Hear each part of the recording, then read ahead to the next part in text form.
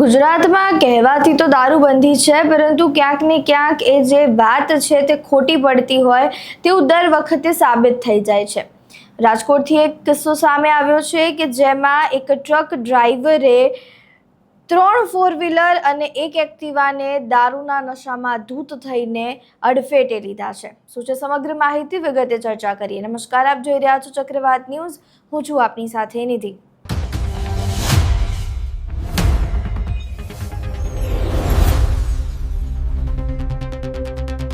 રાજકોટના મવડી કણકોટ રોડ પર આવેલા શ્યામલ ઉપવન સામેના રસ્તે એક ટ્રક ડ્રાઈવર પૂર ઝડપે આવી રહ્યો છે। કહેવામાં આવી રહ્યું છે કે તે નશામાં ધૂત હતો।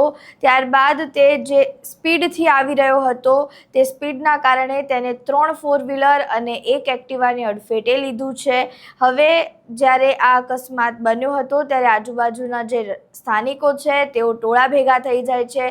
આ ટોળું જે ડ્રાઈવર છે તેને બહાર કાઢે છે અને લોકો એને મારવા માટે જાય છે। ત્યાં આગળ ટોળું ભેગું થતાં પોલીસ આવી જાય છે। પોલીસ તેનો બચાવ કરે છે અને ત્યારબાદ હવે જે સ્થાનિકો છે તેવું માંગ કરી રહ્યા છે કે ડ્રાઈવરને તેમના હવાલે કરી દેવામાં આવે તો તેમને અમે લોકો બરાબરનો સબક શીખવાડીએ। હવે વધુમાં આ સમગ્ર ઘટના સમયે કેવા દ્રશ્યો સર્જાયા હતા તે જોઈએ અને જે સ્થાનિક દ્વારા કહેવામાં આવ્યું છે તે સાંભળીએ।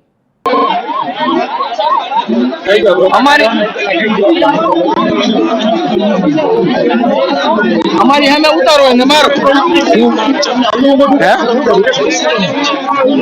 અમારી માંગ એ છે કે જે આ પીધેલો છે એને અમારી સામે મારે 2-3 ઝાપટ એટલે અમે છોડી દઈએ। બીજું કઈ અમારે કઈ કહેવાનું થતું નથી। આવી રીતે ન હાલે। પોલીસ બધા એને પ્રોટેક્શન આપે છે। ના બધું બીજાને પૂછો।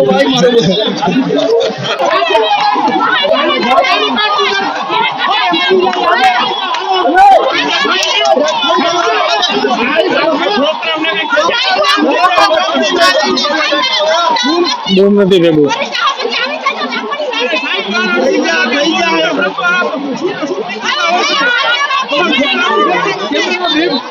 એની કાંઈ જરૂર નથી। આ બહુ થઈ ગયો।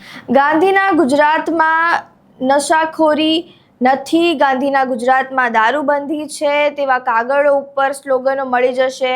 પછી જે નેતાઓ છે તે તમને સ્ટેજ ઉપરથી બોલતા આ વસ્તુ મળી જશે, પરંતુ જ્યારે ગ્રાઉન્ડ રિયાલિટી જોવા જઈએ છીએ ત્યારે ક્યાંક ને ક્યાંક આ વસ્તુ ખોટી સાબિત થાય છે। રફતારની કહેર છે તે પણ ક્યાંક ને ક્યાંક વધી રહી છે। કાયદામાં રહેશો ફાયદામાં રહેશો જેવા સૂત્રો આપવામાં આવે છે, પરંતુ કાયદાનું જે પાલન છે તે કોઈ પણ પ્રકારે લોકો દ્વારા અત્યારે કરવામાં નથી આવી રહ્યું તેવું સાફ દેખાઈ રહ્યું છે।